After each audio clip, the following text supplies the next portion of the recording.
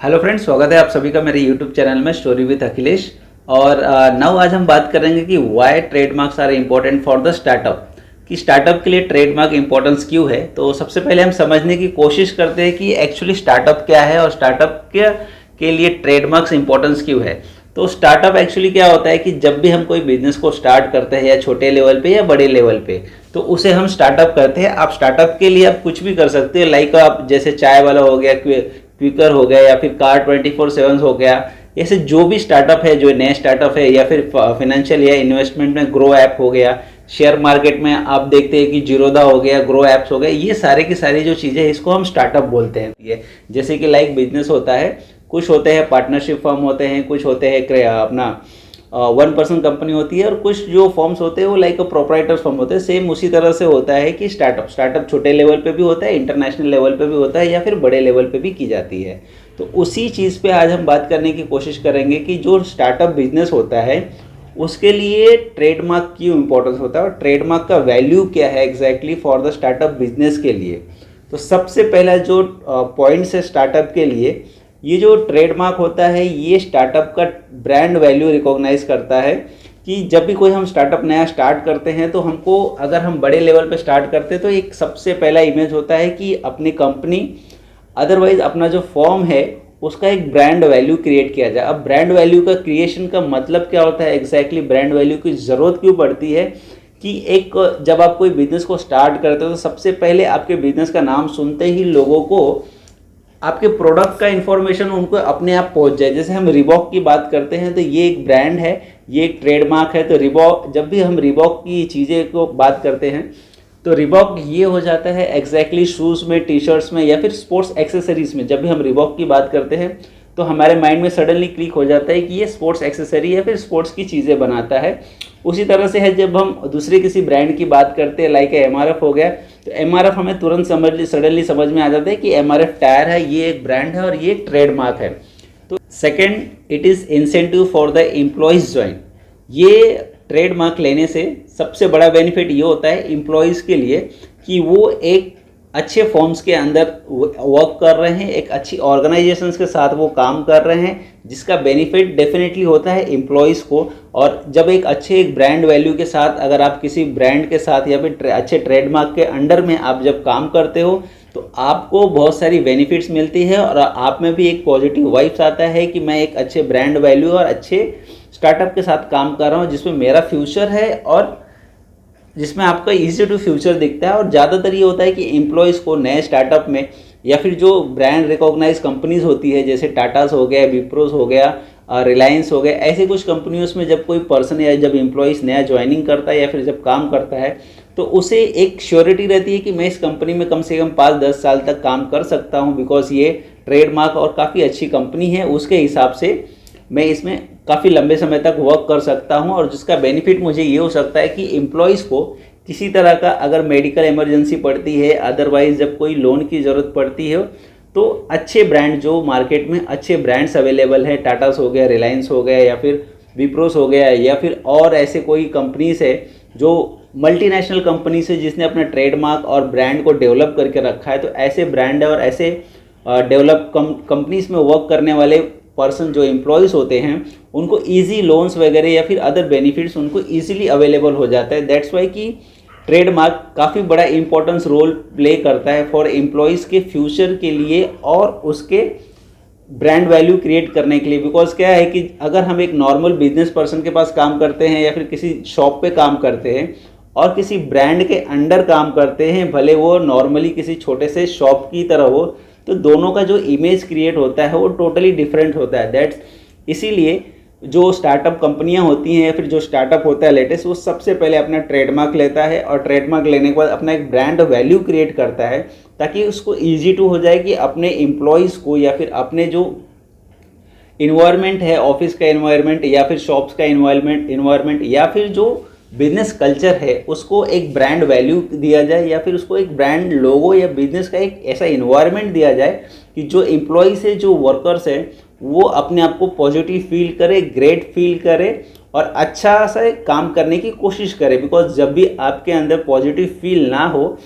तो कोई भी एम्प्लॉइज़ उसमें अच्छे से काम नहीं कर पाता जब तक उसके अंदर वो पॉजिटिव फील ना आए और या फिर उसको वो ग्रेटनेस ना लगे कि मैं जिस कंपनी में काम कर रहा हूँ वो मेरे लिए काफ़ी ग्रेटफुल कंपनी है।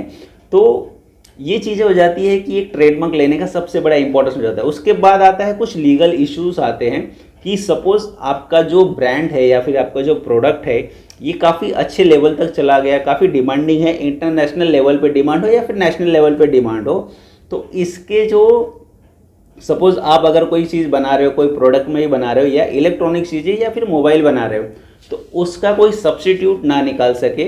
उसका कोई, क्योंकि क्या होता है कि जब कोई स्टार्टअप स्टार्ट होता है लोग लाखों रुपए अपनी मार्केटिंग, करोड़ों रुपए या फिर लाखों रुपए ऐसे अपनी मार्केटिंग या स्ट्रैटेजी मार्केटिंग के लिए, सेल्स के लिए या फिर न्यू इन्वेंट्री या फिर R&D के लिए लाखों करोड़ों रुपए इन्वेस्ट कर देते हैं और इसके बाद एक नया ब्रांड क्रिएट होता है, नया प्रोडक्ट सर्च की जाती है और मार्केट में लाया जाता है। तो अगर आपका ट्रेडमार्क या फिर बिजनेस लोगो या फिर ट्रेडमार्क्स नहीं है तो इसके सबसे ज़्यादा डिसएडवांटेज यही होता है कि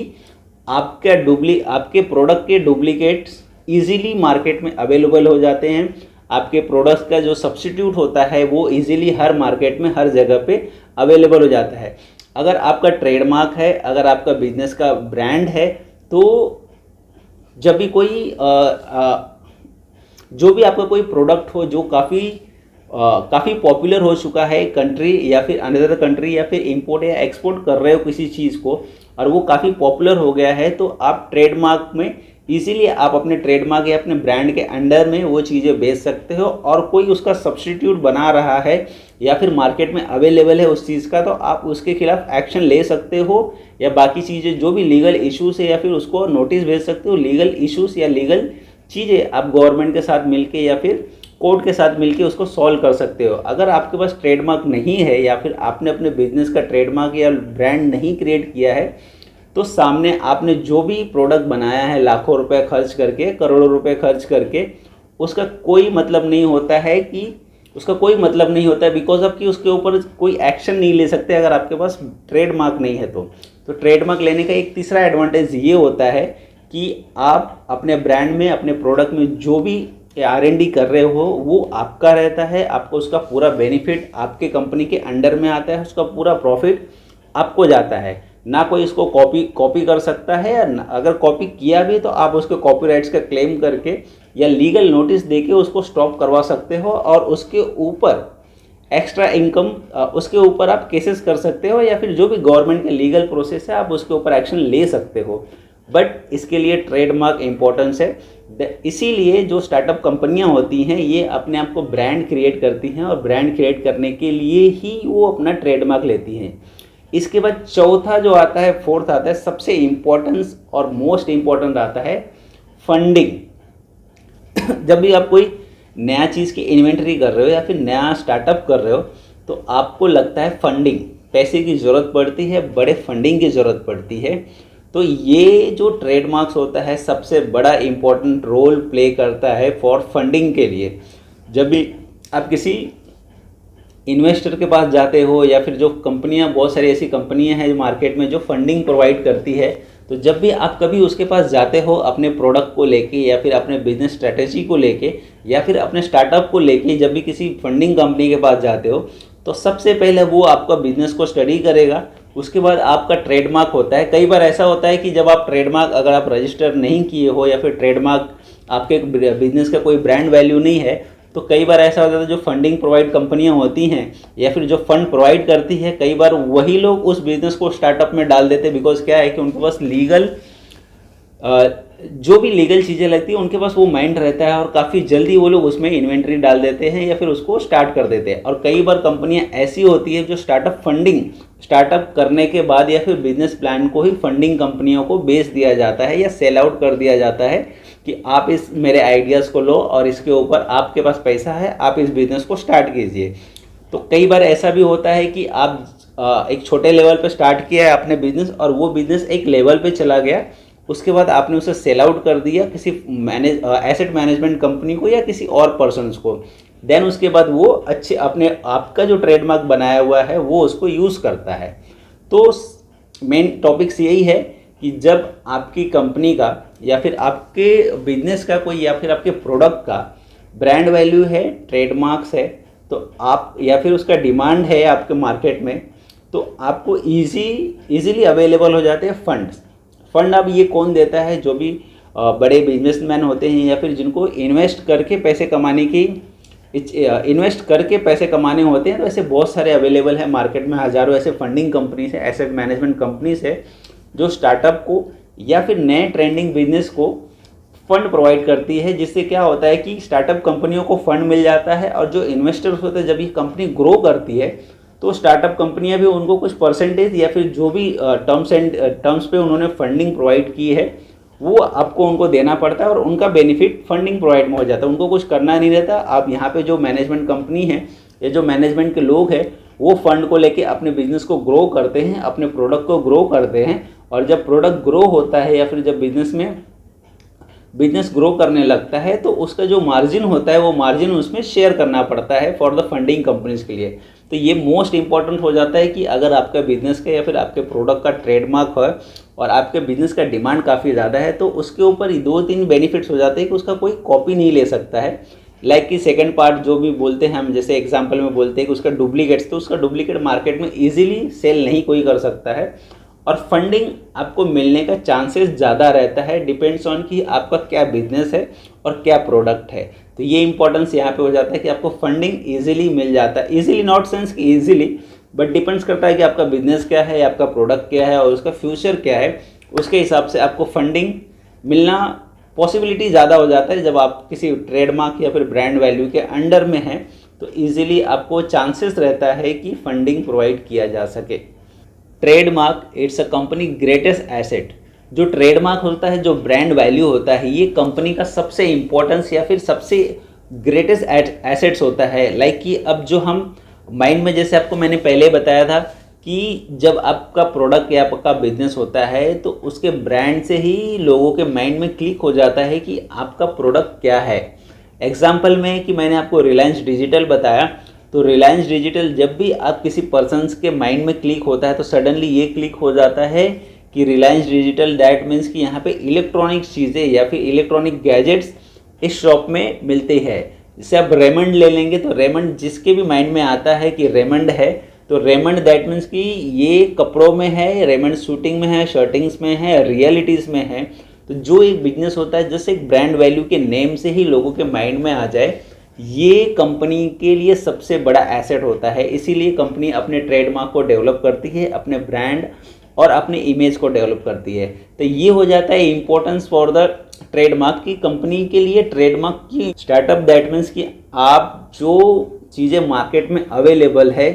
उसी चीज़ को आप नए तरीके से कैसे बेच सकते हो। एग्जाम्पल में Quikr.com हो गया, ये जस्ट डायल की तरह ही सब्स्टिट्यूट बनाया गया है। उसके बाद ओयो रूम्स हो गए, ये कहीं ना कहीं से आइडिया को क्रिएट करके ओयो रूम बनाया गया। उसके बाद आता है चाय वाला हो गया, जो बड़े स्मॉल लेटर पे क्रिएट किया गया। फिर बॉक्स 18 हो गया, बिग बास्केट हो गए। ये सारे के सारे कंसेप्ट कहीं ना कहीं से लाए गए हैं, या फिर छोटे लेवल से स्टार्ट करके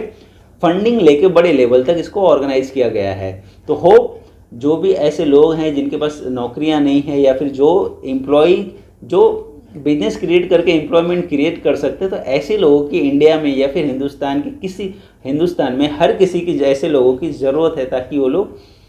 अनएम्प्लॉयमेंट को कम कर सके। और यही एक मेन मकसद है कि अगर आप बिजनेस या फिर नए स्टार्टअप नहीं करोगे तो इंडिया तो छोड़िए, वर्ल्ड के हर एक जगह पे अनएम्प्लॉयमेंट होने ही वाला है। चाहे आप कितना भी बड़े एजुकेशन पे रहें या फिर कितना भी बड़ा एजुकेशन ले ले, एक पर्सन अगर अच्छा स्टार्टअप स्टार्ट करता है तो हज़ारों लोगों को वो एम्प्लॉयमेंट दे सकता है, और हज़ारों लोगों ने अगर स्टार्टअप चालू किया तो लाखों करोड़ों लोगों को वो एम्प्लॉयमेंट दे सकता है। यही पर्पस है कि होप सो ये वीडियो उन लोगों तक पहुँचे जो बिजनेस में इंटरेस्ट रखते हैं या फिर जो नया स्टार्टअप करना चाहते हैं। तो मेरी कोशिश उनको यही रहेगी कि बड़े लेवल पे जब बिजनेस करना रहता है तो फंडिंग या फिर ट्रेडमार्क्स या फिर जो एम्प्लॉयज़ को कैसे रखा जाए, इसका बेनिफिट क्या रहता है कि लॉन्ग टर्म तक